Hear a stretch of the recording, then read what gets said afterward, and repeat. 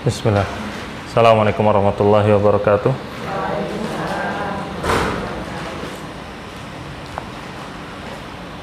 Innal hamdalillah nahmaduhu wa nasta'inuhu wa nastaghfiruh wa na'udzu billahi min shururi anfusina wa min sayyiati a'malina.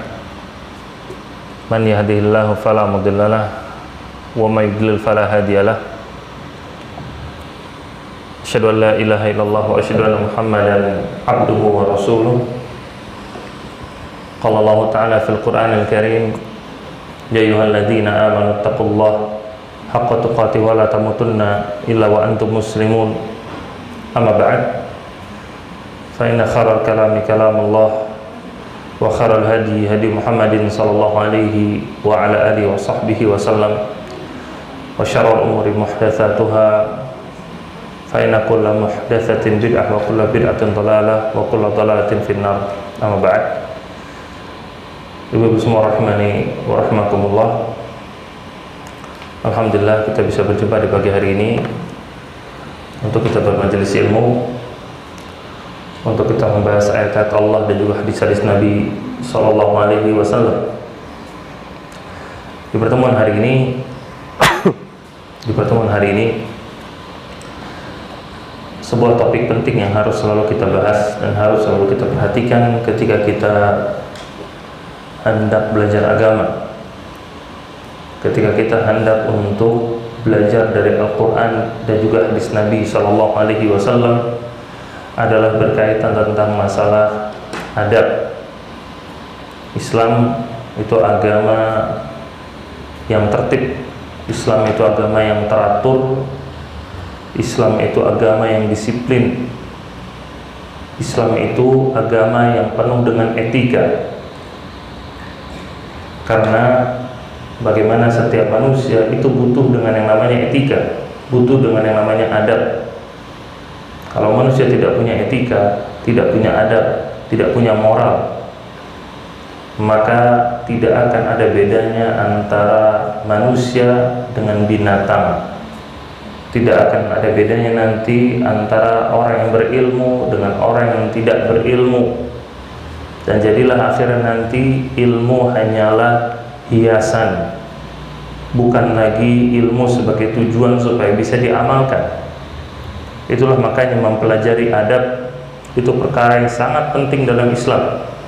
Nabi SAW mengatakan, innama bu'istu liutammima makarimal akhlak, bahwa saya tidaklah aku diutus kecuali untuk menyempurnakan akhlak-akhlak yang mulia, dan adab itu bagian dari akhlak.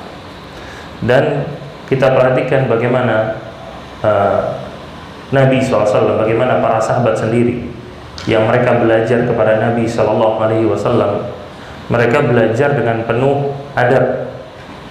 Dan bahkan ketika ada seorang sahabat yang dia datang ke Nabi bertanya dengan suara yang lantang, maka Allah Ta'ala menurunkan ayat, ya ayyuhalladzina amanu la tarfa'u aswatikum in fawqa sautin nabi. Wahai orang-orang yang beriman, janganlah kalian mengangkat suara kalian di atas suaranya Nabi. Ini kan adab namanya, ditegur sama Allah. Kenapa? Nggak ada adabnya sama sekali. Begitu pula dalam hadis yang terkenal dengan namanya hadis Jibril. Ketika Jibril datang ke majelisnya Nabi SAW, menjelma menjadi seorang manusia. Yang datangnya Jibril menjelma jadi manusia saat itu tidak disadari oleh para sahabat. Tidak ada yang menyadari kecuali Nabi Muhammad SAW.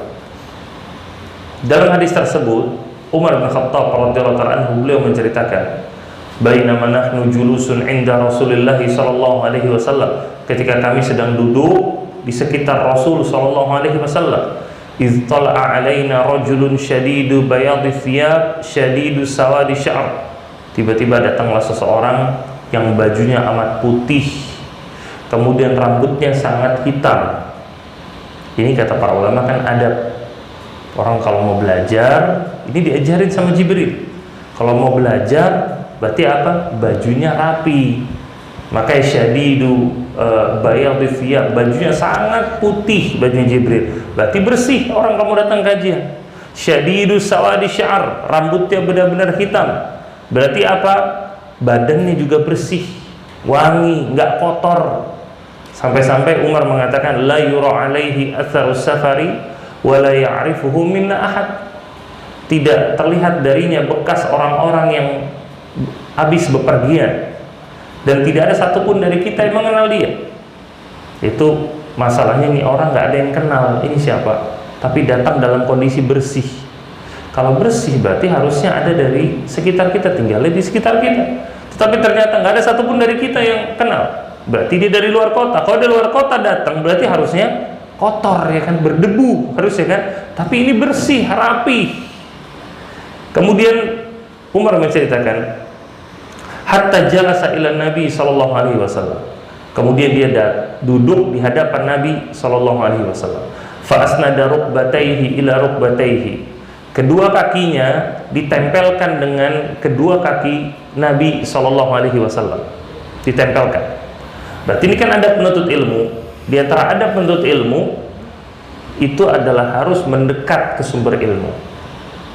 Karena lihat Jibril di sini, hatta jalasa ilan Nabi, dia duduk ke hadapan Nabi SAW, menempel kedua lututnya dengan lutut Nabi SAW. Kemudian wawaddu'a kaffaihi ala fakhidaihi, lalu meletakkan kedua tangannya di atas kedua lututnya. Ini kan berarti gaya duduk yang rapi, yang sopan namanya kan. Lihat Jibril datang, nggak kemudian Jibril duduknya di pojok di belakang, telat, terlambat, malu, kan nggak begitu kan? Tapi Jibril langsung datang, duduknya di hadapan Nabi SAW. Beliau mau mengajarkan kita tuh harus mendekat ke sumber ilmu, kemudian duduk juga dalam posisi yang sopan. Itu diajarkan sama Jibril. Ini diantara dalil bahwasanya dalam belajar agama itu butuh yang namanya adab, butuh yang namanya etika, nggak boleh sembarangan. Dan ini juga ditegaskan oleh para ulama, di antaranya Ibnul Mubarak rahimahullah ta'ala. Beliau mengatakan, nahnu ila qalilin minal adab ahwaju minna ila kathirin minal ilmi. Bahwasanya kita itu lebih butuh dengan adab yang sedikit daripada ilmu yang banyak. Maksudnya apa? Percuma orang kalau ilmunya banyak nggak ada adabnya, itu loh maksudnya. Mendingan orang ilmunya sedikit tapi adabnya bagus. Ada orang mungkin ilmunya banyak tapi apa, sombong sama orang lain, merendahkan orang lain, nggak mau ngasih salam kepada orang lain. Kan nggak ada gunanya ini orang punya ilmu banyak. Tapi orang ada yang ilmunya sedikit tapi orangnya beradab, orangnya sopan, orangnya lembut, menghormati yang lebih tua, kan bagus seperti itu. Itulah makanya kata Ibnu Mubarak, kita ini lebih butuh dengan adab yang sedikit daripada ilmu yang banyak. Maksudnya dalam hal apa? Percuma kalau ilmu banyak, adabnya nggak ada. Itu mendingan adabnya ada, ilmunya sedikit. Itu maksudnya. Dan kemudian Al-Hajjaj bin Artah, beliau mengatakan, inna ahadakum ila adabin hasanin ahwaju minhu ila khamsina hadithan.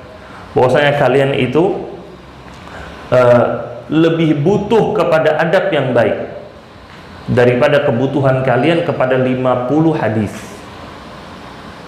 Apa maksudnya di sini? Termasuk adab itu adalah adab mengagungkan Allah dan adab mengagungkan Rasul Shallallahu Alaihi Wasallam. Itu termasuk dalam adab. Orang walaupun dia itu hafal 50 hadis, tetapi dalam hatinya tidak ada adab pengagungan kepada Allah dan Rasul, 50 hadis itu nggak bakal dihargai sama dia. Nggak bakal dihargai sama dia sama sekali. Kita contohkan sebagian orang yang masih kerja di tempat yang haram. Dia menzolimi orang lain, nipu, bahkan pekerjaannya itu memang sumbernya dari yang haram, makan riba di pekerjaannya itu. Kita kasih dalil, ini Allah bilang begini, Rasul bilang begini, ini nggak boleh. Kemudian dia bilang kadang itu ayat dan hadis itu sudah nggak berlaku zaman sekarang, kata dia. Sudah nggak relevan lagi untuk diamalkan saat ini. Namanya ilmu itu harus berkembang, kata dia. Dulu riba nggak boleh, sekarang boleh. Kenapa dia mengatakan seperti itu? Karena nggak ada pengagungannya kepada Allah dan kepada Nabi SAW. Jadi mau dikasih dalil sebanyak apapun percuma. Ini maksud dari perkataan Al-Hajjaj bin Arta tadi. Kita ini lebih butuh kepada adab yang baik daripada 50 hadis. Maksudnya apa? Sebelum belajar, beradab dulu. Agungkan Allah, agungkan Rasul. Kalau orang sudah mengagungkan Allah, mengagungkan Rasul, satu hadis aja sampai kepada dia, langsung diamalkan sama dia. Cuma dikasih tahu ini diharamkan loh ini diharamkan loh sama Allah. Langsung tergerak hatinya. Emang diharamkan? Saya nggak tahu sama sekali. Ini diharamkan nggak boleh, ini dalilnya nggak boleh. Langsung ditinggalkan sama dia. Kenapa? Hatinya mengagungkan Allah. Adabnya baik kepada Allah. Itu makanya kata beliau kita lebih butuh terkadang terhadap adab daripada ilmu yang banyak. Kemudian Ibrahim ibn Hubayb ibn Syahid, seorang tabi'in, beliau mengatakan, qala li abi, ayahku pernah berkata kepadaku, ya bunayya itil fuqaha wal ulama wa ta'al minhum. Ayahku pernah berpesan kepadaku, wahai anakku, datanglah kepada para ahli fikih dan juga kepada para ahli ilmu, lalu belajarlah dari mereka, wa khudz min adibihim wa akhlaqihim wa hadihim, dan ambil adabnya mereka, akhlaknya mereka, dan arahan-arahannya mereka. Disuruh belajar. Jadi yang diambil bukan cuma ilmunya, tapi adabnya juga harus diperhatikan bagaimana. Bahkan makanya para ulama mengatakan ilmu itu semua, contohnya Al-Quran, hadis, itu bisa dengan dibaca. Tapi adab itu hanya bisa diambil oleh kita lewat jalur talaqi. Apa itu talaqi? Bertatap muka. Bertatap muka. Itu hanya bisa lewat jalur itu adab. Maka dari itu kita lihat Allah tidak hanya menurunkan Al-Quran saja, tetapi Allah menurunkan Al-Quran dan mengutus Rasul. Untuk apa? Mengajarkan Al-Quran tersebut. Dan Rasul tersebut kemudian menjadi potret berhasilnya wahyu tersebut. Makanya Allah menjadikan Rasul sebagai apa? Walakum fi rasulillahi uswatun hasanah. Dan bagi kalian dalam diri Rasul ada apa? Uswah hasanah, ada teladan yang baik. Ini loh potret berhasilnya. Ini loh potret bagusnya. Kalau orang ngikutin Al-Quran dan hadis, ini loh potretnya. Jadi orang disuruh meneladani Rasul. Dari adab beliau, dari akhlak beliau, disuruh meneladani. Bukan cuma Qur'annya aja diturunkan sama Allah. Kemudian Al-Imam Az-Zuhri rahimahullah ta'ala, beliau juga mengatakan, kunna na'til alim fama nata'allam min adabihi fama nata'allam min adabihi ahabbu ilaina min ilmihi. Kami itu terkadang datang kepada seorang ahli ilmu, dan apa yang kami dapatkan dari adab beliau terkadang itu lebih kami cintai daripada ilmu beliau. Apa sebabnya? Karena semua orang bisa berilmu, tapi nggak semua orang bisa beradab. Semua orang bisa berilmu, tapi nggak semua orang bisa beradab. Kalau saya tanya sama bapak, ibu-ibu semua di sini, apa hukumnya ngomong kotor? Boleh nggak ngomong kotor? Hah? Kebun binatang keluar dari mulut, boleh apa enggak? Nggak boleh kan? Bagus apa jelek? Jelek kan? Kira-kira kalau saya tanya orang yang nggak hadir di kajian ini, orang-orang yang nggak pernah hadir ke kajian sama sekali, kita tanya ngomong kotor itu bagus apa jelek? Apa jawabannya? Jelek juga kan? Nggak ada orang bilang ngomong kotor itu bagus, nggak ada. Semua orang bilang ngomong kotor jelek, betul? Jadi semua orang sudah punya ilmu ngomong kotor itu jelek, ya kan? Tapi lihat, kalau lagi bawa mobil dipepet, toto diseruduk semua, berapa orang bisa nahan lisannya nggak ngomong kotor? Kita udah capek-capek ngantri, ya lampu merah, tiba-tiba nyerobot gitu aja. Nah, di situ diuji adabnya kita. Ternyata banyak orang yang kalah di situ. Itulah makanya tadi saya sampaikan, semua orang bisa berilmu, tapi tidak semua orang bisa beradab. Orang lagi emosi, sabar itu akhlak yang baik apa enggak? Semua orang bagus kan? Semua orang tahu sabar, Allah itu bersama orang-orang yang sabar. Tapi kalau lagi emosi, kalau lagi temperamen, orang disuruh sabar bisa apa enggak? Sedikit orang yang marah disuruh sabar, kemudian nggak jadi marahnya. Kebanyakan orang marah disuruh sabar, tambah apa? Tambah marah. Ya saya juga tahu sabar, tapi nah kan, ini bukti apa? Berilmu beda dengan beradab. Semua orang bisa berilmu, tapi nggak semua orang bisa beradab.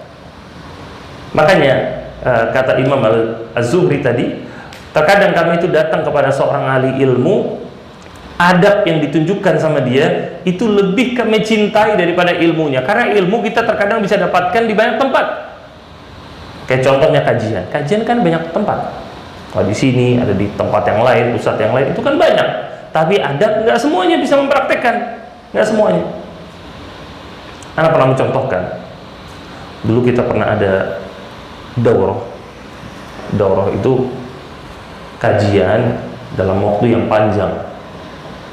Pematerinya itu seorang ahli ilmu, seorang syekh dari Saudi Arabia waktu itu. Dan kita itu daurah itu selama kurang lebih 5 hari. Masuknya jam 7:30 pagi, masuk ke, jadi di komplek villa begitu di Malang. Kita masuk ke aulanya itu belajar jam 7:30 pagi, nanti keluar jam 10 malam. Jadi kepotong sama makan sama sholat aja. Belajar sampai siang makan, sholat, masuk lagi terus, dan itu 5 hari. Keluar jam 10 malam. Setahun sekali itu ada seperti itu. Nah, sampai waktu itu salah satu pematerinya itu guru ana waktu ana belajar di Madinah. Dan beliau itu ngajar juga di Masjid Nabawi. Nah, orang kalau ngajar di Masjid Nabawi dan beliau sudah profesor, doktor, itu kan yang belajar sama beliau kan banyak, ya kan? Dan ana waktu itu posisinya sudah kurang lebih 3 atau 4 tahun nggak pernah ketemu lagi sama beliau. Ana aja nggak tahu ini orang masih ingat sama ana, insya Allah nggak ingat. Saking banyaknya orang yang belajar sama beliau. Nah, ketika di daurah itu beres setelah, jadi ada gurunya tuh bukan cuma satu, syekhnya tuh kadang 3, jadi syekhnya ganti-ganti. Satu sesi kayak kelas, satu sesi ganti syekh lain, satu sesi ganti syekh lain. Nah, kadang setiap pergantian sesi syekhnya kan balik ke ruangannya. Itu banyak ustadz-ustadz yang ngikutin, mau nanya gitu loh, mau nanya atau sekedar mau salaman aja gitu loh. Nah, termasuk anak ngintilin, anak nggak mau nanya, anak cuma mau salaman. Sudah lama nggak ketemu sama beliau gitu. Ngantri kita, dan kita itu koahnya di atas, aulanya itu di atas. Jadi kalau syekh mau pulang, ya beliau turun tangga gitu loh. Kita tetap di atas. Sampai waktu itu semua orang sudah nanya, semua orang udah salaman, anak paling ujung. Udah nggak enak. Syekhnya itu udah depan tangga mau turun. Anak mau ngajak salaman lagi kan nggak enak. Ini syekhnya berapa orang nanya salaman, ya sudah.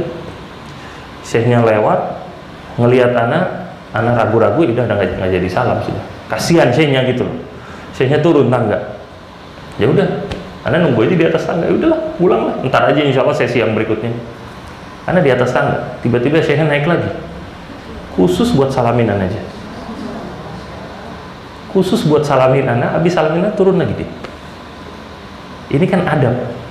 Kita nggak ngelihat ini di kajian secara langsung, itu susah. Dari buku itu kadang tulisan, tapi ngelihat secara langsung itu beda. Ngelihat gimana, ya Allah, siapa anak gitu dibandingin yang lain, pada senior-senior semua. Tapi beliau rela untuk naik, untuk salaman lagi sama anak. Di situ kan kita ngerasa dihargai. Ngerasa, oh ternyata begitu namanya adab.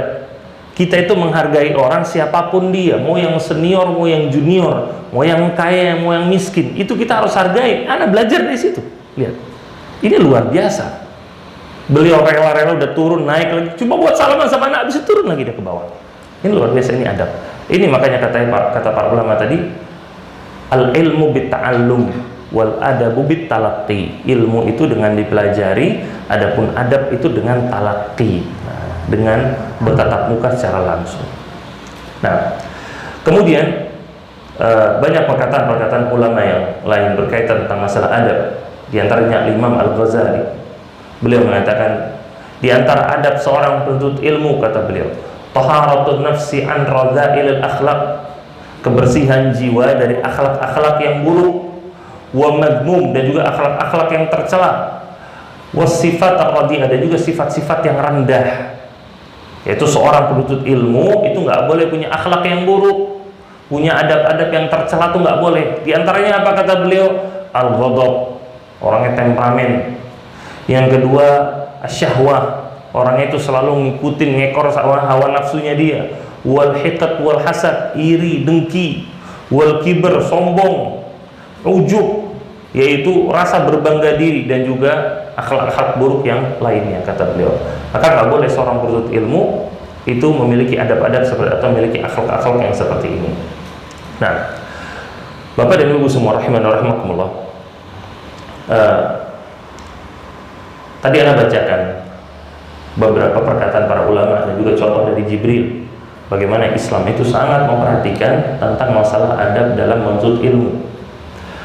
Maka sekarang Anda bakal sebutkan beberapa adab dari menuntut ilmu yang harus selalu kita perhatikan supaya kita mendapatkan ilmu dengan maksimal dan juga ilmunya berkah.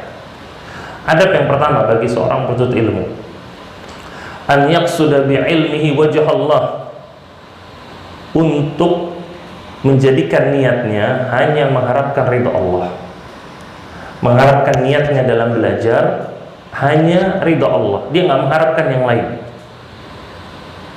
Apa sebabnya? Sebabnya menuntut ilmu itu bagian dari ibadah. Ketika sesuatu dinamakan sebagai sebuah ibadah, maka tidak boleh diniatkan untuk selain Allah. Nggak boleh diniatkan untuk selain Allah. Ada seorang yang konsultasi sama seorang dokter spesialis, seorang dokter umum baru lulus, fresh graduate, konsultasi sama seorang dokter spesialis. Konsultasi, saya mau masuk spesialis, tapi kira-kira spesialis apa, katanya. Nanya ke si dokter spesialis, kira-kira saya mau masuk spesialis apa? Jawaban dokter spesialis itu, kalau kamu itu masuknya ke spesialis jantung, kata dia, jadi dokter jantung, spesialis jantung, itu hujan deras, kata dia. Kalau dokter internal, hujan deras. Kalau dokter gizi, kemarau, kata dia. Ngerti nggak maksudnya apa? Hah?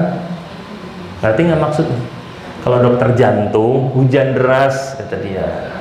Internal hujan deras. Tapi kalau dokter gizi, kata dia, itu kemarau, kata dia. Apa maksudnya? Hah? Duitnya maksudnya. Dokter jantung pasien banyak, duit banyak. Nah, itu loh maksudnya. Dokter gizi kemarau, sedikit duitnya. Itu maksudnya.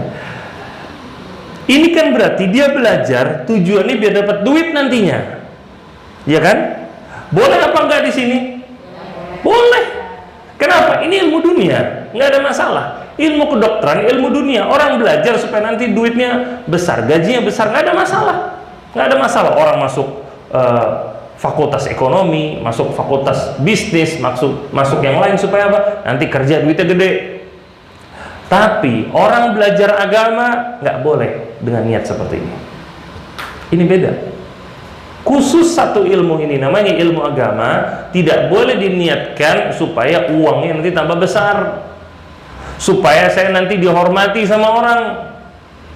Namanya orang kadang di kantor, dia pengen belajar lagi supaya apa? Jabatannya naik, ya kan?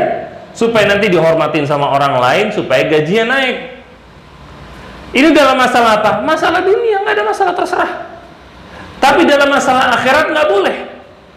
Saya pengen belajar agama, pengen rutin datang kajian supaya saya ditokohkan sama orang, supaya saya kalau ngomong masalah agama yang lain diem, nggak usah komentar, supaya yang lain ngikut sama saya. Nah, ini nggak boleh.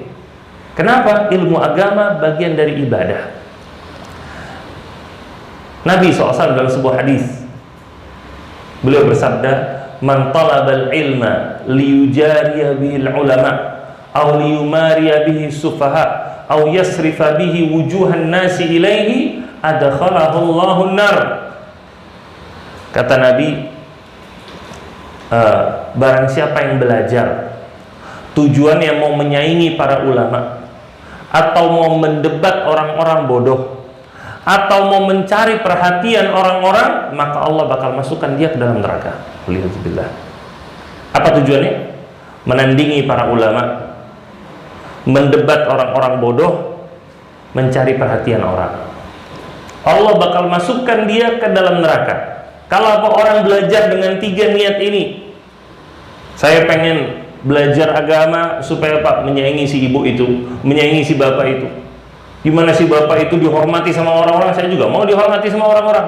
Tujuannya di situ. Kalau tujuannya adalah untuk fastabiqul khairat, berlomba-lomba dalam kebaikan, nggak ada masalah. Oh, dia pahalanya banyak berarti selama ini belajar, saya juga pengen supaya pahalanya banyak, ini nggak ada masalah. Tapi kalau tujuannya sudah duniawi, supaya dipuji sama orang-orang, ditokohkan sama orang-orang, nah ini ancaman yang masuk dalam hadis ini. Atau apa tadi? Auliyumariya bihi sufaha, kata Nabi, atau tujuannya untuk mendebat orang-orang bodoh. Dia belajar agama, dia belajar, dia baca buku, dia lihat ada satu poin, nah ini poinnya penting, yang lain pasti nggak tahu. Itu poin itu diingat-ingat terus sama dia. Nanti saya ngumpul sama yang lain, saya angkat masalah ini, kalian nggak bakal tahu semuanya. Ini namanya niatnya mau mendebat orang-orang bodoh namanya. Tadi dia jelek-jelekin saya, tadi dia nasihatin saya, ngerasa dirinya lebih tahu daripada saya. Nanti saya bakal sampein masalah ini, dia nggak bakal bisa jawab. Ini tujuannya mau mendebat orang bodoh. Ini riya, nggak boleh. Kenapa? Ini masalah agama. Termasuk yang ketiga, au yasrifa bihi wujuhan nasi ilaihi, atau tujuannya untuk mencari perhatian orang. Dia belajar tujuannya supaya mencari perhatian orang. Ini pun termasuk niat yang dilarang. Termasuk niat yang dilarang. Dan ini diantara contohnya adalah orang belajar tujuan pertamanya supaya mendapatkan followers nanti di medsos. Dia belajar, oh ini bagus nih poinnya, nanti kalau saya share ini pasti viral. Kalau sudah viral, orang pasti bakal komen segala macam. Nah, follower saya bakal naik. Nah, ini riya. Ini masuk dalam ancaman ini. Nggak boleh tujuannya seperti itu. Tujuannya supaya viral, tujuannya supaya di-share sama orang, tujuannya supaya di-like sama orang. Nggak boleh tujuannya itu. Tujuannya benar-benar lillah. Dan ini jelas perbedaannya tipis dengan kita men-share sesuatu, tujuannya supaya menyebarkan kebaikan. Kalau tujuannya untuk menyebarkan kebaikan, ini ada hal yang bermanfaat. Tadi saya dengar di kajian, manfaat ini menyentuh hati saya. Saya juga pengen orang-orang supaya tersentuh juga hatinya. Jadi saya tulis, kadang saya desain yang bagus, saya taruh di medsos saya share, supaya orang juga tersentuh hatinya. Kalau niatnya lurus, tujuannya mau menasihatin orang, dapat pahala dia dakwah. Makanya tadi Anda bilang bedanya tipis. Ini urusan hati. Ini urusan hati. Kadang secara zohirnya itu sama, tapi dalam hatinya berbeda. Makanya dalam sebuah hadis yang panjang diriwayatkan oleh Imam Muslim, ketika Nabi menceritakan tentang 3 golongan yang pertama kali neraka itu akan dipanaskan dengan mereka pertama kali bakal dimasukkan ke dalam neraka. Di antaranya mereka adalah yang disebutkan oleh Nabi SAW adalah seorang yang belajar agama dan seorang yang mengajarkannya. Dalam redaksi yang lain yaitu seorang qari, seorang ahli baca Al-Quran. Disebutkan fa'utiya bihi, dia itu didatangkan ke hadapan Allah, diperlihatkanlah kepadanya nikmat-nikmat yang Allah selama ini berikan kepada dia. Kemudian Allah bertanya kepadanya, fama amilta fiha, apa yang kamu lakukan atas nikmat ilmu yang Allah anugerahkan kepadamu? Lalu orang ini menjawab, ta'allamtul ilma wa 'allamtuhu wa qara'tu fikal Qur'an. Aku belajar ilmu agama, aku mengajarkannya, dan aku membaca Al-Quran karenamu ya Allah. Dia bilang, karenamu ya Allah. Kemudian Allah menjawab, kadzabta, kamu dusta. Walakinnaka ta'allamtal ilma liyuqal alim wa qara'tal Qur'an liyuqal huwa qari. Kamu dusta karena kata Allah.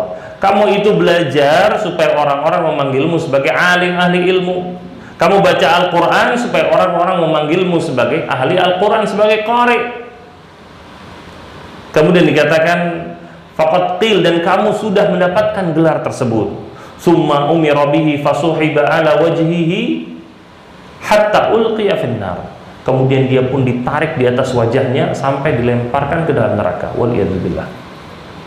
Di sini perhatikan ibu-ibu semua, zahir yang dia lakukan itu adalah belajar ilmu, mengajarkan ilmu, dan baca Al-Quran. Zahirnya, luarnya, yang karena zahirnya ini dia mendapatkan pujian dari manusia.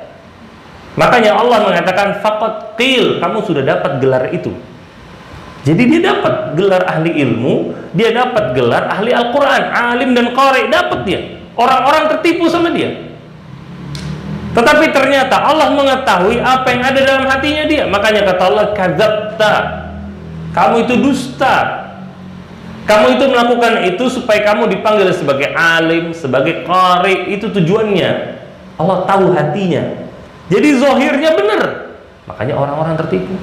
Berarti dia ngajarinnya ilmu yang benar apa ilmu yang salah? Ketika dia hidup, yang diajarkan sama dia ilmu yang benar, makanya orang banyak yang ketipu. Dia belajar juga, belajar ilmu yang benar. Dia pun baca Al-Quran dengan cara yang benar, makanya dipanggil sama orang-orang sebagai alim, dipanggil sebagai qari. Karena yang dipelajari benar, yang diajarkan benar, dia baca Al-Quran pun benar, makanya dipanggil alim, dipanggil qari. Berarti zahirnya sempurna, bagus. Tapi ternyata masalahnya di hatinya, niatnya dia. Itulah makanya adab yang paling utama kalau kita mau belajar ilmu agama, luruskan dulu niatnya. Ilmu agama ini ilmu yang sangat mulia, keutamaan itu sangat besar. Tapi kalau apa? Dipelajari dengan hati yang ikhlas. Kemudian adab yang kedua. Adab yang kedua, ketika seorang belajar, maka dia itu harus belajar dengan maksimal dan totalitas. Dia belajar harus maksimal dan totalitas. Kalau orang mau belajar ilmu agama, di antara adabnya, dia nggak boleh belajar setengah-setengah. Dia harus fokus belajar, entah apapun profesi dia. Ilmu itu ada dua, ada ilmu yang wajib, ada ilmu yang sunnah atau fardu kifayah. Untuk mengejar ilmu yang wajib itu harus bagi semua orang muslim dan muslimah, mau yang tua mau yang muda. Apa sih ilmu yang wajib? Ilmu yang berkaitan tentang hal-hal yang Allah wajibkan kepada kita. Allah wajibkan kita untuk mentauhidkan Allah. Allah wajibkan kita untuk mengenal Allah. Jadi kita harus belajar. Siapa Allah? Kita harus pelajari dengan serius, dengan maksimal, dengan totalitas.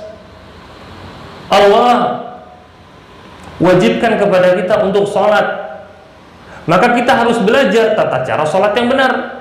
Ternyata sholat itu nggak sah kalau seorang itu belum berwudu, maka dia harus belajar bagaimana wudu yang benar. Itu wajib dia pelajari dengan maksimal dan totalitas semuanya, dan ilmu-ilmu yang lain.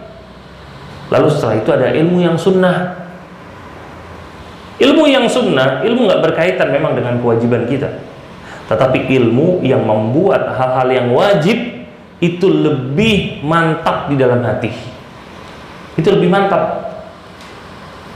Kira-kira kalau orang itu rutin menjaga sholat-sholat sunnah, kira-kira dia jaga sholat wajib nggak? Hah? Dijagakan sholat wajibnya? Tapi kalau orang jaga sholat wajib, belum tentu jaga sholat sunnah, ya kan? Itulah kenapa kita juga belajar ilmu-ilmu yang sunnah, supaya ilmu yang wajib itu makin mantap dalam hati. Itu tujuannya. Nah, semua ilmu ini itu harus dipelajari dengan maksimal, dengan totalitas, dengan serius, sesuai kemampuan masing-masing. Dan belajar itu caranya bermacam-macam. Belajar itu pertama caranya dengan membaca. Itu paling pertama. Ini yang pertama kali Allah Ta'ala perintahkan kepada Nabi Muhammad SAW. Iqra bismi rabbikal ladzi khalaq. Bacalah dengan nama Rabbmu yang menciptakan. Jadi cara pertama untuk belajar agama, baca. Ada buku agama dibaca. Kemudian sekarang tulisan-tulisan di internet, tulisan-tulisan yang bermanfaat dibaca. Makanya ada orang sekarang kan, diantara penyebab tersebarnya kejahilan, kebodohan adalah minim literasi, ya kan? Kadang caption dari video aja nggak mau dibaca. Nah, kadang videonya apa dijelaskan di captionnya maksudnya apa, tapi netizen langsung larinya ke kolom komentar, langsung ngejudge, langsung ngevonis, padahal sudah ada penjelasannya di kolom caption. Tapi kadang gara-gara apa? Nggak mau baca. Ini juga berkaitan dengan ilmu agama. Orang kalau mau punya ilmu agama, ada yang pertama dia harus totalitas, harus maksimal. Dengan apa? Mau baca. Cara yang kedua setelah membaca adalah bertanya. Bertanya. Ini juga yang Allah sebutkan dalam Al-Quran. Fas'alu ahla dzikri in kuntum la ta'lamun. Bertanyalah kepada ahli ilmu kalau kalian itu tidak mengetahui. Jadi ini salah satu cara belajar agama yang klasik dari dulu. Bertanya kepada sumber ilmu. Kalau kita nggak tahu sesuatu, ya kita nanya. Banyaknya orang-orang yang akhirnya terjerumus ke dalam kesalahan gara-gara nggak mau nanya. Dan sebagian nggak mau nanya itu gara-gara malu.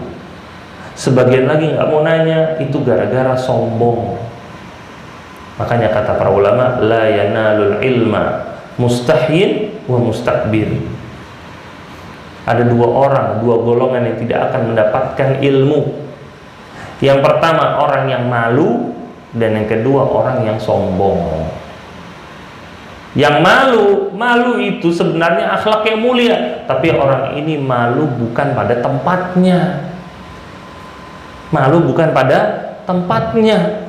Justru di situ tempatnya untuk bertanya, karena kalau dia nggak nanya, dia bakal tetap berada di atas kejahilan dia. Contohnya, rasa malu itu tidak menghalangi Ali bin Abi Thalib untuk bertanya kepada Nabi SAW. Saat itu Miqdad, seorang sahabat namanya Miqdad, datang ke Nabi SAW menjadi perwakilan dari Ali. Miqdad nanya ke Nabi bahwasanya Ali itu rajulun madza.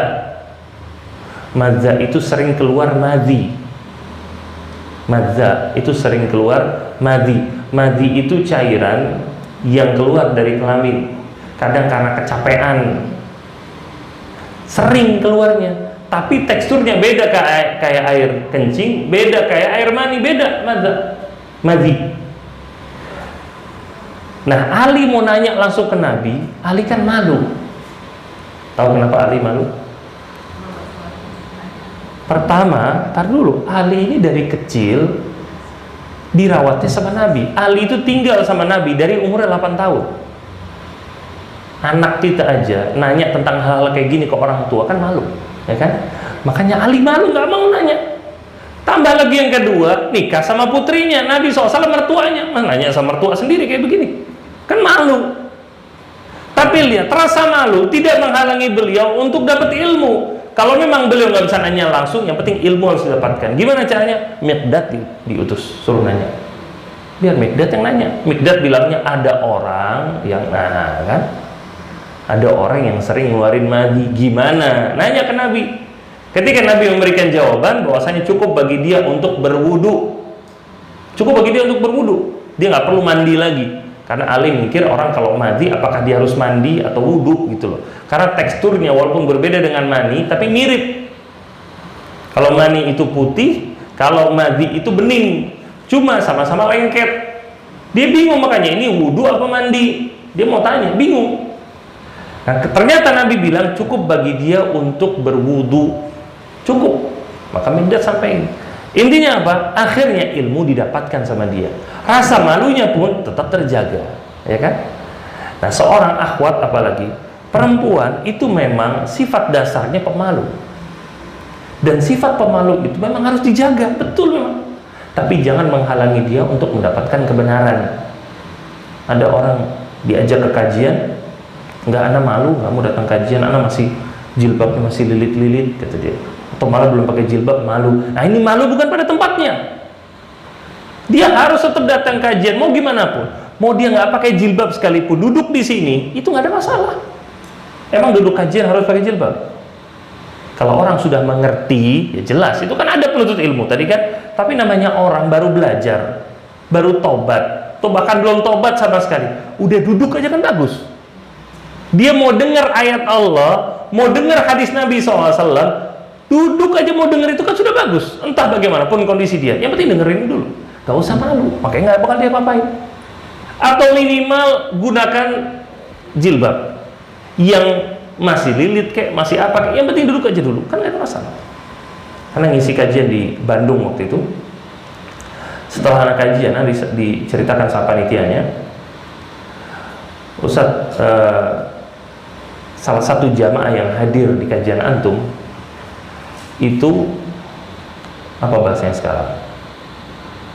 PSK, Ustaz. Bukan sudah tobat, masih. Jadi dia tuh menjajakan dirinya setiap hari itu 2-3 klien, kata dia. Tiap hari itu ada, waliyahzubillah. Tapi hadir di kajian. Itu adanya keinginan dia untuk berubah. Sampai akhir anak ngisi kajian lagi di situ. Berapa bulan kemudian, setelah anak kajian, anak tanya lagi ke panitianya, yang kemarin itu, yang PSK itu datang lagi nggak? Datang. Sekarang bawa temen nih, jadi bertiga sekarang. Datang mereka bertiga. Mereka masih kayak gitu, masih. Ya sudah. Ya, dosa ditanggung sama dia. Yang penting ada keinginan dulu duduk. Semoga nanti Allah berikan hidayah. Sampai anak waktu itu sampaikan kajian tentang masalah tabarruj, tentang berhias yang tidak diperbolehkan bagi seorang wanita. Di antaranya anak sampaikan bagaimana wanita harus pakai jilbab yang syar'i, jilbab yang benar. Nah, dia waktu itu datang baru pakai jilbab yang enggak model kerudung tipis ditaruh gitu aja tuh. Nah, ternyata setelah kajian panitianya bilang, ini mereka bertiga, mereka sekarang pengen beli jilbab yang syar'i gitu. Mereka pengen beli jilbab yang syar'i gitu.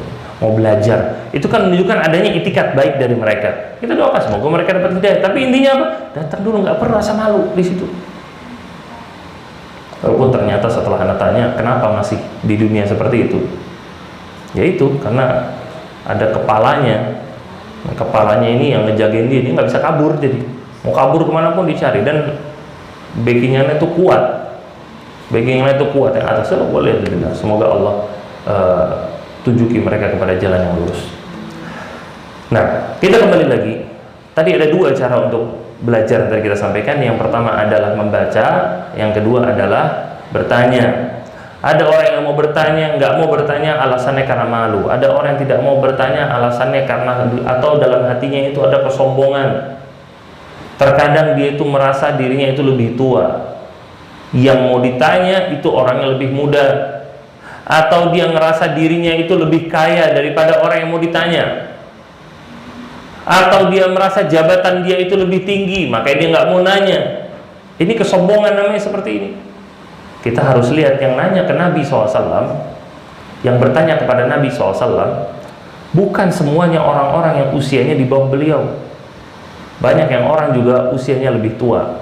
Banyak orang yang uangnya lebih banyak dari Nabi SAW. Tapi apa? Mereka tetap bertanya kepada Nabi. Maka nggak boleh namanya ada kesombongan dalam masalah ini. Kemudian di antara cara belajar tadi ada membaca, ada bertanya. Yang ketiga adalah dengan menghadiri majelis ilmu. Dengan menghadiri majelis ilmu. Yang keempat adalah dengan tadarus. Tadarus itu artinya saling mengajarkan satu sama lain. Tadarus itu bukan duduk rame-rame, Yang satu baca Al-Quran, itu ganti lagi kedua, ganti lagi ketiga, ganti keempat. Tadarus itu bukan itu dalam Islam. Tadarus, ini ibu-ibu beres kajian, contohnya. Ibu beres kajian, 2-3 orang ngumpul. Habis itu cerita, tadi di kajian faedahnya ini, faedahnya itu. Terus saling ngebuka catatan masing-masing. Yang satu bilang tadi, ustadznya pas bilang ini, apa dalilnya tadi? Yang satu bilang, oh ini saya catat, dalilnya ini. Yang satu melengkapin. Tadi ada faedah yang bagus tadi nih, ustadznya bilang begini dan begitu. Dia bilang, emang ustadz bilang gitu? Saya nggak ngeh tadi. Ya berarti duduk lagi pikirannya kemana-mana mungkin. Atau dia lagi nulis, mungkin nggak ngeh. Akhirnya, oh ustadz bilang gitu, tulis lagi. Ah, ini tadarus namanya. Ini namanya tadarus. Atau yang satu hadir kajian di sini, yang satu hadir di kajian yang lain, di waktu yang sama, beres dari sini, ketemuan dia. Ketemuan saling cerita, tadi ustadz di tempat saya bilang begini, jadi satu bilang tadi ustadz tempat saya bilang gini. Nah, ini tadarus namanya. Ini tadarus, saling mengajarkan satu sama lain. Nah, model belajar seperti ini yang Nabi SAW sebutkan di dalam hadis. Tidaklah sebuah kaum berkumpul di salah satu rumah dari rumah-rumah Allah, mereka membaca Al-Quran dan saling tadarus. Ya tadarasunahu bainahum, mereka saling tadarus satu sama lain. Nah, ketika itu dilakukan, illa nazalat alaihimus sakinah, Allah bakal turunkan ketenangan bagi mereka. Wa ghasyiyatuhumur rahmah, mereka akan dinaungi dengan rahmat. Wa haffathumul malaikah, mereka akan dikerumuni oleh para malaikat. Wa dzakarahumullahu fiman indah, Allah akan menyebut-nyebut nama mereka kepada para malaikat yang berada di sisinya. Kemudian, ibu-ibu semua, termasuk maksimal dan totalitas dalam belajar adalah berkorban dengan waktu, juga berkorban dengan harta. Berkorban dengan waktu dan juga berkorban dengan harta. Untuk kita hadir ke kajian itu butuh waktu persiapan. Perjalanan butuh biaya, ya kan? Datang di kajian ngabisin waktu. Setelah itu belum jalan pulangnya. Paling enggak, ana hitung-hitung, ibu-ibu datang ke kajian ini paling enggak harus meluangkan 5-6 jam. Betul? Persiapan tadi jam berapa di rumah? 7:30. Jam 7:30 udah persiapan di rumah kan? Nah, udah setelah itu berangkat ke tempat kajiannya, baru kajiannya sampai beres, sampai zuhur. Paling enggak 4-5 jam menghabiskan waktu untuk persiapan. Nah, itu memang harus diluangkan. Belajar itu nggak bisa dengan waktu-waktu yang sisa, nggak bisa. Tetapi memang harus di waktu-waktu yang prime time, disiapkan sendiri. Kita aja nggak bisa diajak ngobrol yang berat-berat ketika kita udah capek, udah letih. Kalau belajarnya di waktu-waktu sisa dengan tenaga-tenaga sisa, akhirnya ilmu yang masuk pun sisa nanti. Nah, yang bisa masuk alhamdulillah, nggak bisa masuk ya udah akhirnya mental, percuma nanti. Itulah makanya butuh seorang itu meluangkan waktu khusus untuk belajar. Entah dalam seminggu dia meluangkan untuk datang kajian 1 kali atau 2 kali atau 3 kali. Nah, di waktu-waktu tersebut itu tidak akan diganggu, nggak bakal bisa dirubah lagi. Ustadz, gimana caranya Ustadz biar nggak berubah-ubah waktunya itu? Di antara cara untuk kita disiplin dalam melakukan sesuatu adalah lihat sesuatu tersebut sebagai sebuah kebutuhan. Jangan lihat sesuatu tersebut sebagai sebuah beban. Kita mau seburu-buru apapun di pagi hari, pasti mandi, ya kan? Mau sesibuk apapun urusan kita di siang hari, pasti makan. Betul? Kenapa? Karena kita memandang mandi dan makan sebagai kebutuhan. Mau buru-buru seperti apapun, yang penting mandi. Mandi bebek gak apa-apa, yang penting mandi. Siang hari mau sibuk, mau ada rapat, mau meeting segala macam, makan siang gak bakal diganggu. Pasti makan. Pasti makan. Entah rapat sambil makan atau bagaimana caranya, pasti makan. Pandang kajian itu, hadir ke majelis ilmu sebagai kebutuhan, bukan cuma ngisi waktu luang. Memang saya butuh untuk hadir ke kajian, untuk ngecas iman saya, untuk nambah ilmu saya, untuk saya nanti bisa masuk surga. Anggap itu sebagai sebuah kebutuhan. Dengan itu dia bisa disiplin. Kemudian sebuah cerita Jabir bin Abdullah radhiyallahu ta'ala anhu, dalam kisah beliau yang terkenal, bagaimana beliau itu pernah pernah mendengar ada sebuah hadis yang dimiliki oleh seorang sahabat yang lain. Yang sahabat yang lain ini itu tinggalnya di Syam, sedangkan Jabir itu tinggalnya di Madinah. Dan ini disebutkan di Musnad Ahmad bin Hanbal. Diceritakan oleh Jabir, balagoni haditsun an rajulin sami'ahu min Rasulullah SAW. Aku pernah sampai kepadaku ada hadis Nabi yang dimiliki oleh seseorang yang orang ini tinggalnya di Syam. Fasyaraitu ba'iron, maka aku beli seekor ba'ir. Ba'ir itu kendaraan di atas keledai, di bawahnya kuda.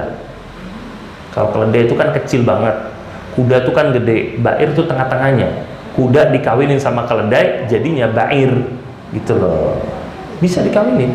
Kuda kawin sama keledai jadinya ba'ir namanya. Nah, Jabir cerita, dia beli ba'ir. Summa syaddatu alaihi khali. Kemudian aku siapkan barang-barangku, kemudian aku pun jalan dari Madinah ke Syam.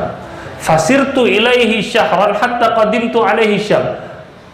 Aku naik ba'ir itu sampai ke Syam. 1 bulan baru nyampe ke Syam. 1 bulan. Faidha Abdullah bin Unais. Ternyata orang yang katanya punya hadis tersebut seorang sahabat namanya Abdullah bin Unais radhiyallahu ta'ala anhu.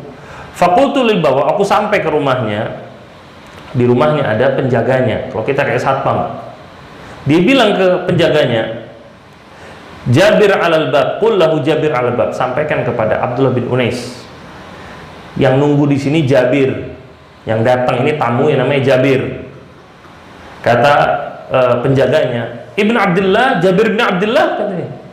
Qultu na'am, kata Jabir, iya, Jabir bin Abdullah. Fa kharaja yata'u thawbahu fa'tanaqani wa tanaqtuhu. Kemudian Abdullah bin Unais itu keluar buru-buru dari rumahnya karena tahu Jabir yang datang. Sampai bajunya tuh injek-injek. Saking buru-buru gitu, belum bener pakainya gitu loh. Pas ketemu sama Jabir, Abdullah bin Unais langsung meluk Jabir, Jabir pun meluk langsung. Rindu gitu loh, perjalanan yang jauh, kangen dia. Faqultu hadisan, maka Jabir mengatakan, aku pun berkata, ada sebuah hadis yang sampai kepadaku bahwasanya kamu tahu hadis tersebut dari Rasul Shallallahu Alaihi Wasallam pada masalah kisos. Pada masalah kisos. Kisos itu kan salah satu hukum dalam Islam. Fakhasyitu an tamuta aw amuta qabla an asma'ahu. Maka aku khawatir, kata Jabir, kamu wafat atau aku wafat sedangkan aku belum pernah dengar hadis tersebut. Maksudnya kalau kamu keburu wafat, kamu nggak sebarin, akhirnya hilang hadis itu. Itu maksudnya.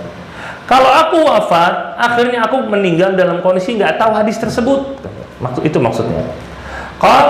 Kemudian Abdullah bin Unais bilang, aku mendengar Rasulullah SAW bersabda, yuhsyarun nasu yaumal qiyamah uratan ghurla buhma. Kata Abdullah bin Unais, aku mendengar Rasulullah SAW bersabda, nanti manusia akan dikumpulkan di hari kiamat dalam kondisi tidak pakai pakaian sama sekali, dan kemudian tidak pakai sendal, dan juga dalam kondisi buhma.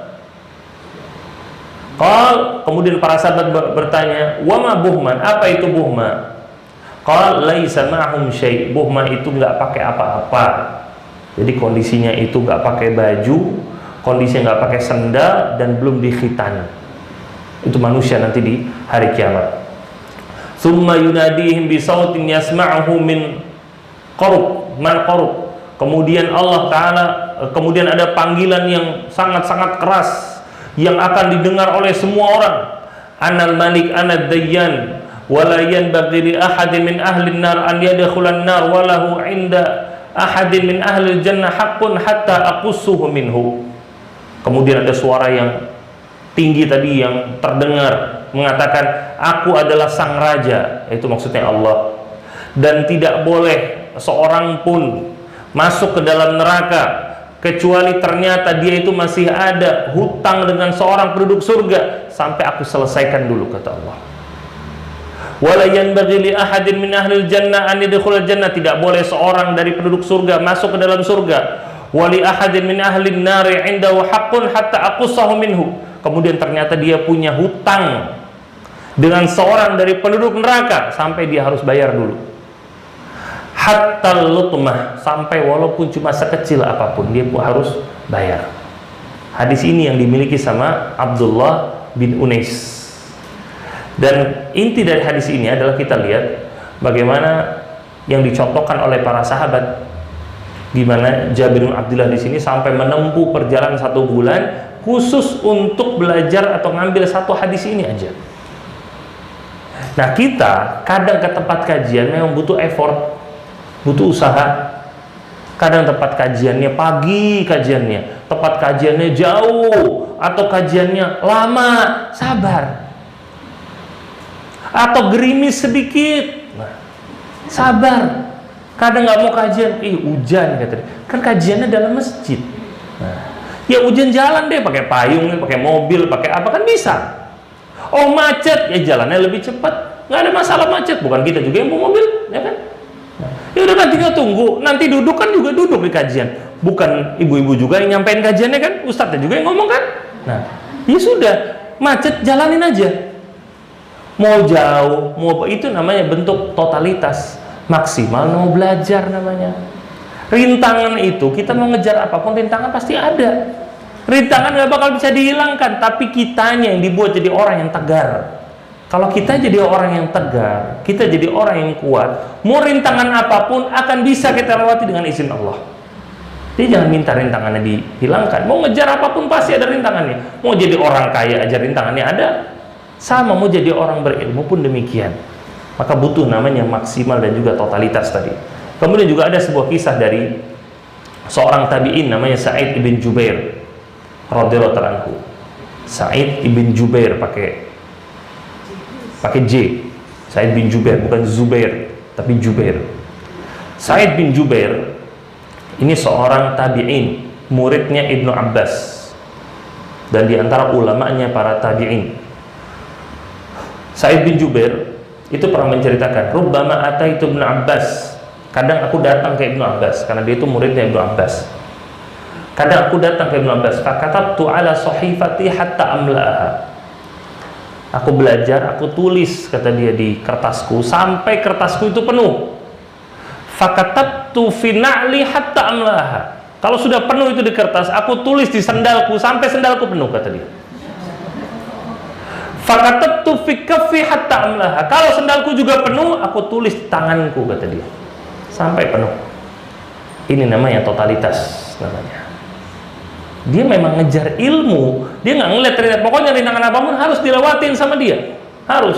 Itulah makanya sampai para ulama ada yang lagi belajar di kajian, kemudian pulpennya tintanya habis.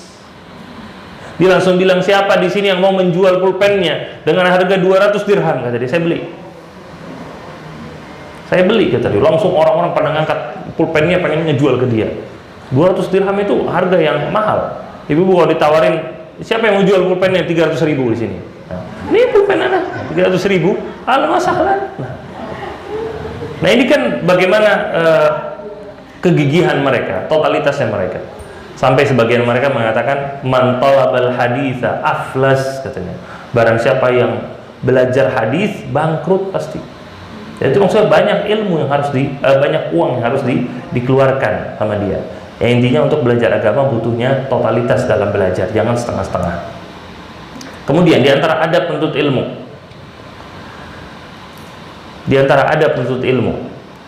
adalah ada musyaba itu tidak dalam kondisi kekenyangan. Nah, ini poin penting. Sengaja dari semua adab ini yang salah satu anak pilih. Belajar jangan dalam kondisi kekenyangan. Itu ada mie ayam di belakang lagi, masya Allah. Nah, itu di belakang mie ayam. Iya, apa sebabnya? Sebabnya karena kekenyangan itu, kata Imam Syafi'i, yudhibul fatan, yaitu bisa menghilangkan kecerdasan, keawasan seseorang. Makanya orang kalau kekenyangan itu suka nyender, ya kan? Dia udah nggak pikir, kadang tidur, saya ngantuk. Makanya nggak bisa orang dalam kondisi kekenyangan kemudian belajar, akhirnya ngantuk. Orang habis makan tuh bawaannya ngantuk. Makanya jangan dalam kondisi kekenyangan. Maksudnya bukan berarti nggak boleh makan, boleh makan, tapi jangan sampai kekenyangan. Sampai Imam Syafi'i rahimahullah ta'ala, beliau mengatakan, aku tidak pernah kenyang selama 20 tahun, kata beliau, kecuali cuma satu kali. 20 tahun nggak pernah kenyang, kecuali cuma satu kali, kata beliau. Dan satu kali itu pun aku kenyang langsung aku muntahkan, kata beliau. Dan satu kali ini terjadi ketika beliau mengunjungi Imam Ahmad. Syafi'i ketika mengunjungi Imam Ahmad, Syafi'i ini sudah punya nama besar, sudah jadi seorang imam, sudah terdengarlah kisah-kisah yang bagus dan luar biasa tentang beliau. Salah satunya kisah apa? Salah satunya kisah bahwasanya Syafi'i ini kalau makan nggak pernah kenyang, itu kesebar di mana-mana. Dan kemudian juga cerita bahwasanya Syafi'i ini kalau malam itu nggak pernah tidur. Akhirnya ketika Syafi'i datang ke Baghdad saat itu kan orang-orang penasaran. Ternyata Syafi'i pas diundang makan sama Imam Ahmad, Syafi'i makan dengan lahap sampai kekenyangan, sampai nggak kuat perutnya. Kemudian orang-orang mulai curiga, katanya nggak pernah kenyang. Lah ini kenyang, katanya, makan banyak banget. Kemudian ternyata di malam harinya Syafi'i masuk ke kamarnya, nggak keluar-keluar. Oh, berarti kalau dia masuk kamar nggak keluar, berarti tandanya apa? Tidur, berarti pules, ya kan? Nah, ternyata keesokan harinya ditanya. Ini kebiasaan orang dulu, sering di cross check, diklarifikasi. Katanya kamu tuh nggak pernah kenyang. Katanya kamu itu nggak pernah tidur malam, fokus belajar. Ternyata kemarin makan kenyang. Ternyata malam tidur nyenyak. Kemudian kata Syafi'i, bagaimana, kata dia, aku tidak makan yang banyak. Makanan mana yang bisa aku jamin lebih halal daripada makanan yang dihidangkan oleh Imam Ahmad, kata dia. Ini seorang imam menghidangkan makan yang banyak, sudah aku jamin pasti ini halal gitu. Makan yang banyak, itu pun aku muntahkan setelah itu, kata dia. Yang penting makan aja dulu. Karena namanya orang kalau nggak kebiasa makan banyak, ya kan, ya pasti mual dia. Kemudian yang kedua, kata beliau, di malam harinya itu, kata dia, aku memang nggak tidur. Kenapa aku nggak keluar kamar, kata dia? Karena aku fokus sedang membahas sebuah hadis tentang ketika Nabi SAW bertemu dengan seorang anak kecil yang punya piaraan seekor burung, sampai kemudian burungnya ini meninggal. Lalu Nabi SAW mengatakan kepada dia, ya Aba Umair, ma fa'alan Nughair. Anak kecilnya panggilannya Aba Umair. Wahai Aba Umair, bagaimana kabarnya Nughair, yaitu burung kecil mudul itu yang meninggal. Sampai akhir hadis. Kata Syafi'i, aku pelajari hadis ini, aku dalami, aku mau tahu apa faedahnya dari hadis ini gitu. Kok bisa cerita ini bisa diceritakan terus-menerus? Ternyata di malam hari itu aku temukan lebih dari 40 faedah ada dalam hadis ini sampai subuh. Jadi enggak keluar kamar bukan berarti tidur, tapi ngerjain ini sampai subuh. Jadi nggak tidur sama sekali, tetap. Nah ini Masya Allah, beliau rahimahullah ta'ala. Dan Ibn Sahnun, beliau mengatakan, la yasluhul ilma liman ya'kul hatta yashba'. Bahwasanya ilmu itu tidak akan bisa masuk kepada orang yang selalu makan itu sampai kenyang. Dan apakah maksudnya di sini kalau makan itu nggak boleh sampai kenyang? Salah, keliru. Ada kondisi orang kenyang, ada kondisi orang kekenyangan. Kenyang itu ya sudah, kondisi dia sudah cukup, itu kenyang. Dan kenyang itu bukan posisi, bukan dihukumi haram dalam Islam, enggak. Tapi kalau kenyang terus menerus itu dihukumi makruh. Kenyang itu boleh halal, nggak ada masalah, boleh-boleh aja. Tapi kalau kondisi kenyang terus, akhirnya belajar bisa nggak serius, bisa nggak fokus nanti. Nabi SAW dalam sebuah hadis beliau mengatakan, ma mala'a adamiyun wi'aan syarran min batnin. Bahwasanya tidak pernah seorang anak Adam itu mengisi sebuah wadah yang lebih buruk daripada dia itu mengisi perutnya sendiri. Hasbul adami luqumatun yuqimna sulbahu. Cukuplah bagi seorang anak Adam untuk makan secukupnya yang bisa menegakkan tulang punggungnya dia. Fa in ghalabat adamiyun nafsuhu. Kalau ternyata seorang anak Adam itu makannya yang banyak, fasulusun lit-ta'am, maka sepertiga untuk makannya, wasulusun lisyarab, sepertiga untuk minumnya, wasulusun lin-nafas, dan sepertiga untuk nafasnya. Makanya orang kalau udah kekenyangan, nafas suka susah. Sampai yang bapak pakai ikat pinggang, nah ikat pinggangnya kadang dilepas. Kenapa? Kekenyangan soalnya. Nah itu berarti kebanyakan makannya. Jadi di antara adab dalam menuntut ilmu, hendaknya jangan kebanyakan makan. Apalagi kalau mau kajian pagi, sarapannya jangan kebanyakan, khawatir ngantuk nanti. Kemudian di antara adab yang berikutnya adalah adab seorang murid kepada guru. Adab seorang murid kepada guru. Ini di antara adab penuntut ilmu. Yang pertama, hendaknya seorang penuntut ilmu untuk selektif memilih guru. Tidak boleh asal-asalan. Ini adab dalam menuntut ilmu. Ketika dia mau belajar dengan seseorang, maka dia harus selektif. Nggak boleh asal-asalan. Dia lihat seorang dari mana dia itu belajar. Dia lihat kemudian apa selama ini yang dia dakwahkan. Di antara ciri khas dai Ahlus Sunnah wal Jamaah itu, mereka itu selalu vokal menyampaikan masalah tauhid dan memerangi syirik.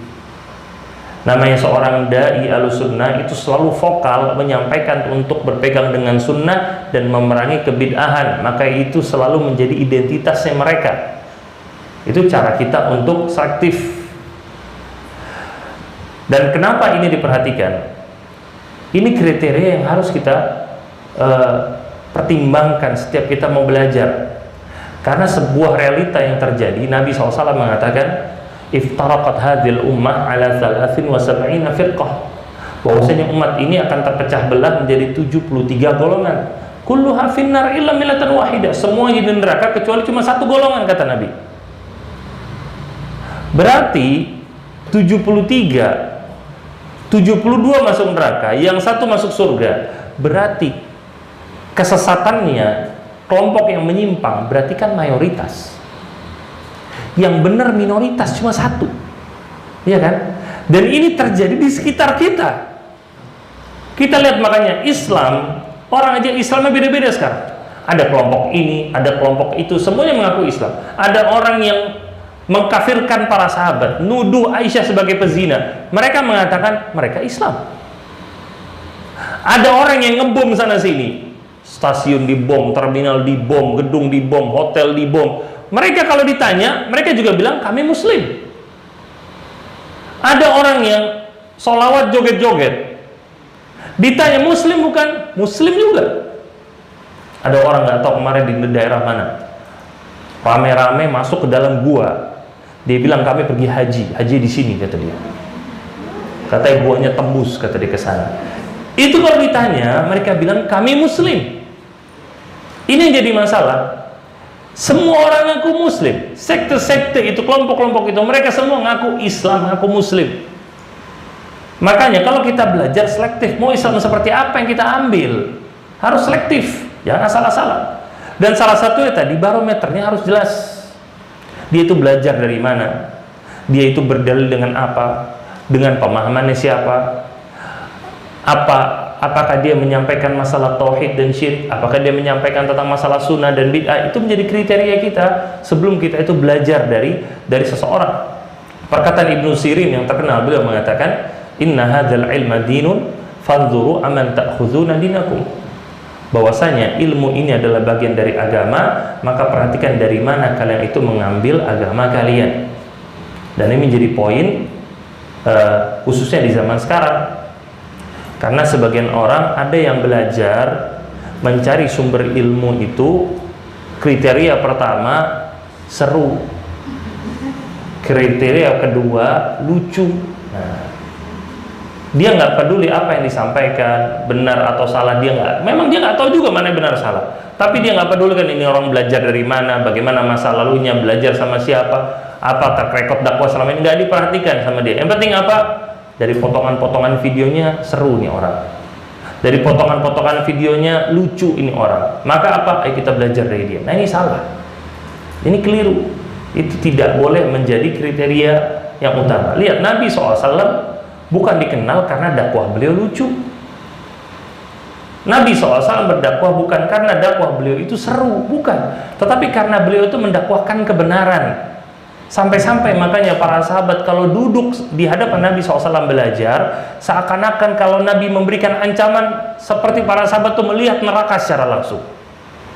Kalau Nabi mengabarkan tentang surga, seakan-akan para sahabat itu melihat surga secara langsung. Karena apa? Ilmunya itu masuk dalam hati mereka. Jadi ilmulah itu yang harus menjadi barometer utama, kriteria utama, bukan retorikanya. Bukan retorikanya. Walaupun kita nggak nutup mata, retorika itu memang membantu supaya ilmu itu masuk, betul memang. Lebih membantu kita untuk fokus, betul memang. Tapi jadikan sekali lagi kriteria yang paling utama adalah ilmu yang benar. Itu jadikan. Maka hati-hati untuk kita belajar. Itu adab kita dalam belajar, adab kita dengan guru kita. Yang pertama, selektif dulu. Yang kedua, adab kita dengan seorang guru adalah tawadhu, untuk bersikap rendah hati. Untuk bersikap rendah hati. Tidak boleh sombong di hadapan guru. Tidak boleh mengangkat suara di hadapan guru, nggak boleh. Harus dengan sopan. Bahkan seorang sahabat Zaid bin Thabit radhiyallahu ta'ala anhu, Zaid bin Thabit pernah mau ngebonceng Ibnu Abbas. Faqala tanahaya ibnu ammi Rasulullah sallallahu alaihi wasallam. Tanah itu ya kamu pelan-pelan naiknya, pegangan maksudnya. Wahai ibnu ammi Rasul, wahai sepupunya Rasul sallallahu alaihi wasallam. Faqala hakadha umirna an naf'al bi ulama'ina. Kemudian Zaid bin Thabit mengatakan, seperti inilah kami itu diperintahkan untuk memperlakukan ulama-ulama kami. Karena Ibnu Abbas itu termasuk ulamanya para sahabat. Faqala Zaid, kemudian Zaid mengatakan, arini yadak fa akhrajahuma faqabbalaha. Kemudian Zaid mengatakan kepada Ibnu Abbas, coba kemarikan tanganmu. Kemudian Ibnu Abbas pun mengeluarkan tangannya, lalu dicium sama Zaid bin Thabit. Waqala hakadha umirna an naf'al bi ahli baiti nabiyina. Seperti inilah kami itu diperintahkan untuk memuliakan keluarganya Nabi sallallahu alaihi wasallam. Kemudian yang ketiga, adab seorang murid kepada gurunya adalah an yasbir ala jafwatin tasduru min syekhihi. Dia sabar menghadapi kerasnya gurunya.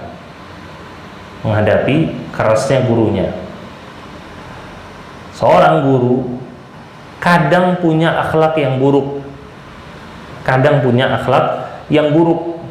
Atau kadang metode ngajarnya itu keras. Namanya guru kita, ustadz kita, ulama kita, mereka kan bukan nabi. Mereka itu pewaris para nabi, memiliki sebagian dari ilmunya nabi, tapi mereka bukan nabi. Maka mereka akan tetap memiliki kesalahan. Mereka bakal memiliki kekhilafan, mereka punya. Tapi hal-hal yang memang minor, kecil memang. Contohnya ngajarnya itu ngomongnya keras, galak misalkan. Sering ngomel-ngomelin. Ada yang tidur diomelin sama dia, bangun. Oh, kajian kok malah tidur. Nah, dulu di kelas ada yang kayak begitu. Waktu di kelas ada dosen kayak gitu. Ada yang tidur dibangunin. Saya di sini mau ngajarin orang-orang yang bangun, bukan ngajarin orang-orang yang tidur di luar dari sana. Diusir akhirnya murid nih. Nah, ada guru-guru seperti itu. Nah, itu sabar. Menghadapi guru-guru seperti itu sabar. Dan sebenarnya contoh dalam masalah ini sebenarnya banyak. Ya, intinya adalah kita sabar dengan akhlak buruk atau kadang metode yang keras yang ditujukan oleh seorang guru. Nah, kemudian di antara adab seorang murid kepada gurunya, Allah yumaria syekhuhu, jangan dia itu mendebat gurunya. Maksudnya apa di sini? Dia itu seakan-akan mau menjatuhkan harga diri dari gurunya. Dia bilang, Ustadz tadi, Ustadz Ustadz sampai tadi salah Ustadz. Yang benar itu begini Ustadz, bukan begitu. Nah, ini mendebat Syekh. Ini nggak boleh, ini nggak sopan. Habis itu gimana kalau Ustadz yang memang benar salah? Kalau Ustadz yang memang benar salah, tegur dengan cara yang benar. Jangan asal-asalan. Namanya seorang ustadz, seorang guru, siapapun orang yang ada di atas itu harus punya wibawa. Kalau wibawanya hilang, nggak bakal dihormati nanti. Sama seperti suami, nggak bakal mau ditegur di depan anak-anaknya, kan nggak mau. Kita nggak mau ditegur di depan teman-teman kita. Kenapa? Kita punya wibawa. Kalau wibawa kita hilang, kita nggak dihormati nanti.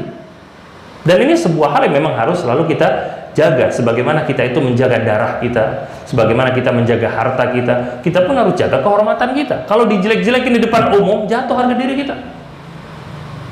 Nah, maka dari itu, kalau seorang guru salah, seorang ustadz salah, maka tegur dia, jangan di hadapan murid-muridnya. Dan tegur dia dengan cara diskusi. Ustadz nyampein ayatnya ini Ustadz. Kalau setelah anak cek ayatnya tentang ini ternyata Ustadz, gimana menurut antum Ustadz? Nah, lihat, kan sopan. Dilihat sama ustadznya. Oh, coba anak lihat dulu, coba anak pelajari dulu. Kan sopan. Kan beda dengan Ustadz tadi nyampein ini Ustadz salah Ustadz nih, yang bener nih, anak udah cek. Nah, kan? Dan anak pernah temukan seperti itu. Kita waktu kajian waktu itu, seorang ustadz nyampein tentang definisi sesuatu, kemudian ada murid di belakang angkat tangan. Belum sesi tanya jawab, tiba-tiba langsung dia bilang, Ustadz, apa yang antum sampaikan salah Ustadz, kata dia. Salah Ustadz. Dia bilang, salah di mana? Jadi yang benar Ustadz begini dan begini katanya. Oh iya, kata Ustadznya. Alhamdulillah, memang Ustadznya baik juga. Oh iya, jazakallah khair. Beres kajian, ngumpul sama Ustadznya, termasuk si yang orang itu. Ustadznya ngecek lagi definisi. Ternyata Ustadz yang benar, dia yang salah. Dia udah negor depan umum, cara gitu menjatuhkan wibawa dari ustadznya, ternyata dia yang salah. Ini kan kurang ajar sebetulnya. Ini terjadi seperti itu. Makanya harus dengan perkataan yang baik. Dan kemudian juga mendebat ustadz, ini juga termasuk di dalamnya adalah membenturkan antara perkataan ustadz yang satu dengan ustadz yang lain. Nah, ini pun nggak boleh. Jangan dia datang mengatakan, Ustadz tadi Ustadz berpendapat seperti itu, tapi Ustadz yang di sana bilang seperti ini, gimana Ustadz? Nah, jangan seperti itu. Tapi cukup dia katakan, Ustadz bagaimana menurut antum, ada pendapat seperti ini. Nah, itu boleh. Tapi jangan dia benturkan antara Ustadz yang satu dengan Ustadz yang lainnya. Nah, saya rasa cukup sampai di sini. Semoga bermanfaat bagi kita semua. Kalau kita berbicara tentang adab menuntut ilmu, itu memang luar biasa banyaknya. Semoga dengan yang tersampaikan hari ini bisa bermanfaat bagi kita semua dan membuat kita menjadi orang yang lebih beradab dalam mempelajari ayat-ayat Allah dan juga hadis-hadis Nabi Sallallahu Alaihi Wasallam. Nah, mungkin sebelum ditutup, kalau ada pertanyaan apa silakan ya. Assalamualaikum.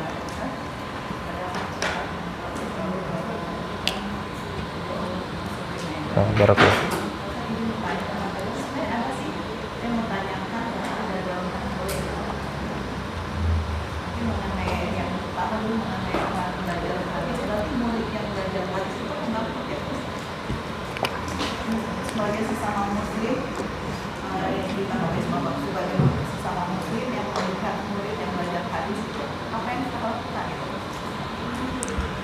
Nah, tadi ada sebuah perkataan ulama, man talabal haditsa aflas, orang yang belajar hadis dia itu bakal bangkrut.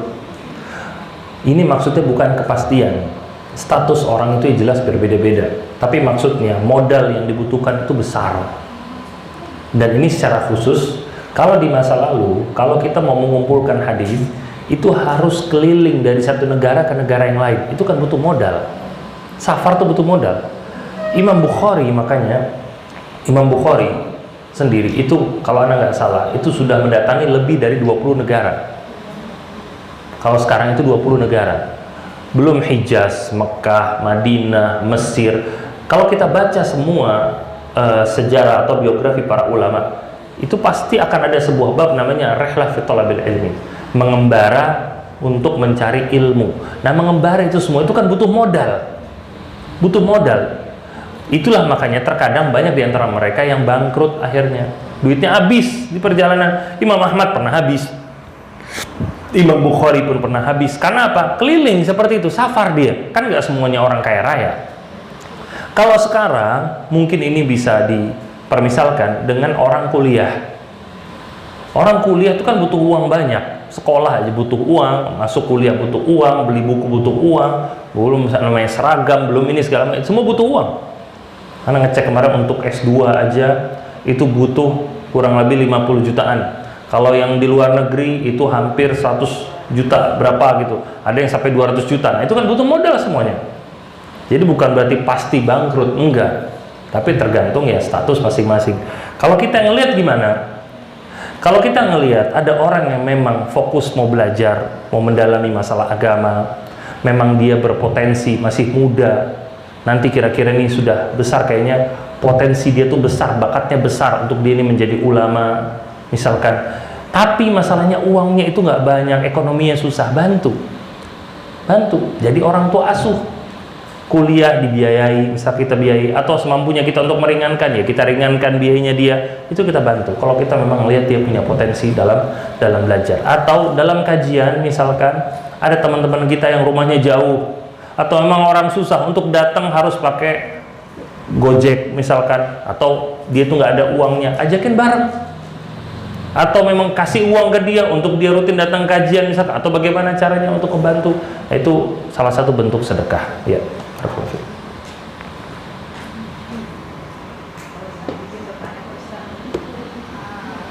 Ada saya baca di buku Pak Ustadz mengenai barang siapa menjaga dirinya dari meminta, Allah akan memberikan kecukupan. Barang siapa yang tidak membutuhkan orang lain, Allah akan memberikan kekayaan. Ini maksudnya apa ya? Ada hadis ini Pak Ustadz, saya nggak tahu kan? Ya. Barang siapa yughnillah yughnihu, barang siapa yang mencukupi dirinya dengan Allah, maka Allah itu akan mencukupi dirinya. Ini berkaitan dengan hadis ketika ada sebagian orang-orang Ansor datang ke Nabi SAW, minta harta, minta ini, minta itu, semua dikasih sama Nabi. Setelah dikasih, Nabi mengatakan barang siapa yang minta untuk dicukupkan sama Allah, maka Allah bakal mencukupkan diri dia. Nabi mengatakan ini tujuannya supaya orang ini jangan minta-minta ke orang terus. Orang ini itu berharapnya sama Allah, tawakal kepada Allah, usaha yang benar, gitu loh maksudnya. Makanya Nabi katakan seperti itu. Karena banyaknya sebagian orang yang menyadarkan dirinya kepada orang lain. Entah dia suka minta-minta, entah dia itu suka minjem, dirinya nggak mau berusaha, atau dia menyandarkan diri kepada ikhtiarnya dia, kepada usahanya dia. Dia nganggap rezekinya datang dari kerjaannya dia. Kalau dia nggak kerja di situ, berarti dia nggak bakal dapat rezeki. Nah, ini seperti ini nggak benar. Yang memberikan dia rezeki itu Allah, bukan perusahaan dia, bukan bosnya dia, bukan atasannya dia, bukan. Bagaimana Allah mengatakan, "Wa may yatawakkal 'alallah fa huwa hasbuh." Barang siapa yang bertawakal kepada Allah, maka Allah akan mencukupi dirinya. Ya, barakallahu. Ya.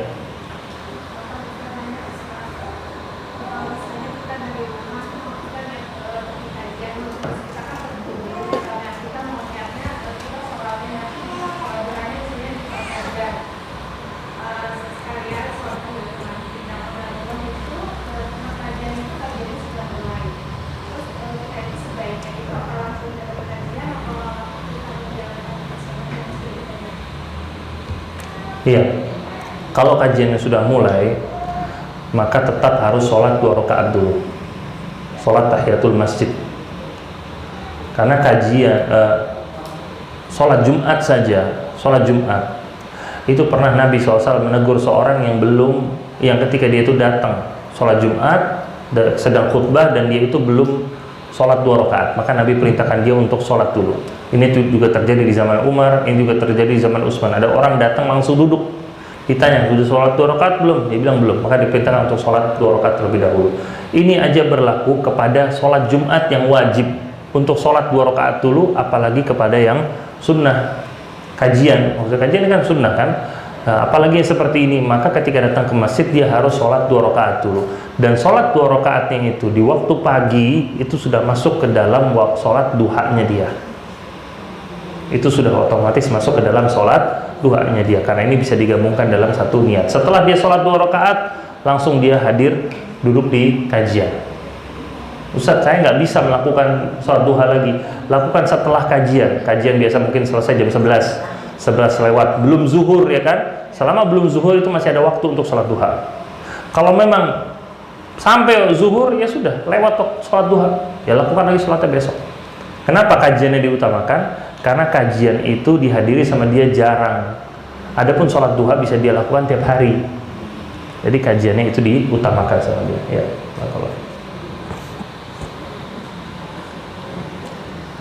Baik, saya cukup sampai di sini. Semoga bermanfaat bagi kita semua.